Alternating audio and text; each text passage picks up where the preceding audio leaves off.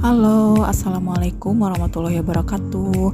Kami dari kelompok teori Pavlov yang beranggotakan Sandy Romawiguna, Tami Fajhul Milah, dan Novik Widianti akan menjelaskan mengenai teori belajar dari Ivan Petrovich Pavlov yang sering kita kenal sebagai teori classical conditioning. Penjelasannya mengenai hal sebagai berikut. Yang pertama yaitu biografi Ivan Pavlov, yang kedua, teori dan eksperimen Pavlov, yang ketiga, dasar hukum teori belajar Pavlov, dan yang terakhir yaitu teori penerapan dalam kehidupan sehari-hari. Halo teman-teman, saya akan menjelaskan secara singkat siapa itu Ivan Petrovich Pavlov. Nah, beliau lahir di Ryazan, Rusia pada tanggal 28 September 1849. Nah, ayahnya adalah seorang pendeta dan sementara ibunya ialah ibu rumah tangga. Nah, Ivan Pavlov sendiri merupakan anak pertama dari 11 bersaudara yang dimana ia sebagai anak tertua membantu kedua orang tuanya dalam mengurusi urusan rumah tangga seperti mencuci piring dan lain sebagainya, dan ia pun ikut membantu orang tuanya dalam merawat adik-adiknya. Nah, Ivan Pavlov sendiri memulai pendidikannya di sekolah teologi. Akan tetapi ia kemudian memilih untuk keluar untuk melanjutkan kuliahnya di Saint Petersburg. Nah, pada tanggal 1 Mei 1881, Ivan Petrovich Pavlov menikah dengan Serafima Zavelyevna Kreshevskaya dan dikaruniai 5 orang anak, yaitu Mirchik, Vladimir, Viktor, Zavelot, dan Vera. Anak pertamanya, Mirchik, meninggal dunia pada masih berusia kanak-kanak, dan hal itu membuat istri Ivan Pavlov sangat terpukul. Nah, sementara anak ketiga yaitu Zavelot meninggal pada tahun 1935, yang dimana setahun sebelum ayahnya Ivan Petrovich Pavlov meninggal dunia. Mulai tahun 1901, Ivan Pavlov dinominasikan secara 4 tahun berturut-turut dalam hadiah Nobel Fisiologi atau kedokteran. Nah, dia tidak memenangkan hadiah sampai pada tahun 1904 karena pada nominasi sebelumnya dinilai tidak spesifik untuk penemuan apapun. Nah, seperti tadi saya singgung, sebelumnya Pavlov meninggal dunia pada tahun 1936, tepatnya pada tanggal 27 Februari. Nah, akan tetapi kematian Pavlov tidak diberitakan secara langsung. Apa penyebabnya Pavlov meninggal dunia? Selanjutnya yaitu teori dari Ivan Pavlov. Nah, teori Ivan Pavlov itu dinamai dengan classical conditioning. Nah, classical conditioning ini berasal dari teori behaviorism. Nah, teori behaviorism menyatakan bahwa perilaku bisa dijelaskan melalui pengalaman yang diamati. Menurut kaum behavioris, perilaku adalah segala bentuk kegiatan yang dilakukan dan terlihat oleh kita secara langsung. Kata klasikal yang mengawali nama teori ini digunakan semata-mata untuk menghargai karya dari Ivan Pavlov yang dianggap sebagai pendahulu dari teori conditioning ini, dan untuk menjadi pembeda antara conditioning yang lain. Nah, di dalam teori classical conditioning ini ada 3 unsur yang penting. Yang pertama, unconditioning stimulus, yaitu perangsang alami, stimulus yang tidak dikondisikan. Yang kedua ada conditioning respon. Nah, respon ini tidak bersyarat, respon yang tidak dikondisikan juga. Jadi respon ini hasil karena adanya dari unconditioning stimulus. Dan yang ketiga ada conditioning stimulus, yaitu perangsang bersyarat. Nah, stimulus ini dikondisikan, merupakan stimulus yang netral.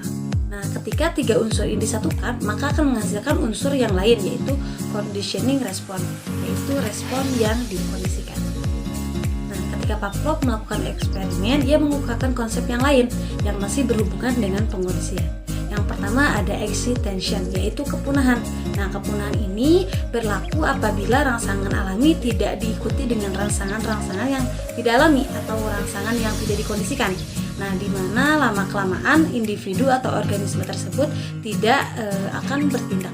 Yang berikutnya yaitu generalisasi. Pada bagian ini digunakan nada dengan frekuensi yang berbeda yang diberikan kepada subjek penelitian. Nah, pada bagian ini juga Pavlov menyimpulkan bahwa rangsangan yang sama dapat menimbulkan tindakan yang sama juga. Hal ini disimpulkan setelah Pavlov melakukan eksperimen pada anjing ketika dibunyikan bel dan diberikan papan berwarna hitam, maka anjing itu mengeluarkan air liur.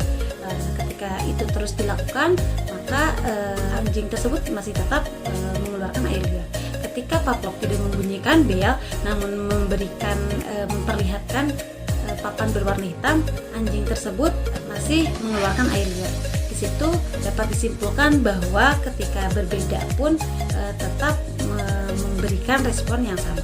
Nah, selanjutnya yaitu diskriminasi yang berlaku apabila individu dapat membedakan antara rangsangan yang dikemukakan dan memilih untuk tidak bergerak terbatas. Seperti tadi, ketika masa diskriminasi itu ketika anjing diperlihatkan papan hitam, dia tidak mengeluarkan air liur. Nah, itu disebut dengan diskriminasi. Nah, untuk selanjutnya yaitu pengondisian tingkat tinggi. Di sini pada eksperimennya Pavlov ingin melatih seekor anjing untuk mengeluarkan air liur ketika ia mendengar bel berbunyi dan diberikan makanan. Nah, setelah itu Pavlov membunyikan bel dengan memberikan papan hitam. Setelah beberapa kali melakukan percobaan tersebut, kemudian pada saat diberikan papan hitam saja, anjing tersebut tetap mengeluarkan air liur. Nah, ketika itu disebutkanlah pengondisian tingkat 2. Jika ini terus berlangsung, maka ditingkatkan lagi menjadi pengondisian tingkat 3 dan seterusnya. Jika itu berlangsung secara terus-menerus, maka itu bisa dikatakan dengan pengondisian tingkat tinggi atau higher order conditioning. Selanjutnya yakni dasar hukum teori belajar dari eksperimen Pavlov. Secara garis besar, menurut Pavlov ada 2 hukum teori belajar yang ia temui saat ia melakukan eksperimen pada anjing. Yang pertama yaitu law of respondent conditioning, yakni hukum pembiasaan yang dituntut. Jika 2 macam stimulus dihadirkan secara simultan, yang dimana salah satunya dijadikan sebagai reinforcer, maka refleks dan stimulus yang lainnya akan meningkat. Yang kedua yaitu law of respondent extinction, yakni hukum pemusnahan yang dituntut.